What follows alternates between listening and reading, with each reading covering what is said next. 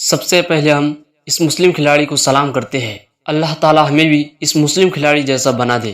اس مسلم کھلاڑی نے ایسا کام کر دکھایا جس کو تاریخ میں لکھ دینا چاہیے۔ جب اس مسلم کھلاڑی کی ٹیم کھیل کے اندر کامیاب ہو گئی تو ان کو میڈل پہنایا جا رہا تھا۔ میڈل پہنانے کے لیے ایک آدمی اور ایک لڑکی آئی تھی۔ لڑکی اتنا بے حیا قسم کا لباس پہن کر آئی تھی کہ اس کے دونوں پیر کھلے ہوئے تھے۔ اس وقت اس مسلم کھلاڑی کی ایمانی طاقت جاگ گئی اور اس مسلم کھلاڑی نے اللہ تعالیٰ کے حکم پر عمل کرنے کے لیے جب کچھ نہ پایا تو اپنی سر کی ٹوپی نکال کر اپنے چہرے پر رکھ دیا تاکہ وہ اپنی نگاہوں کی حفاظت کر لے۔ سبحان اللہ!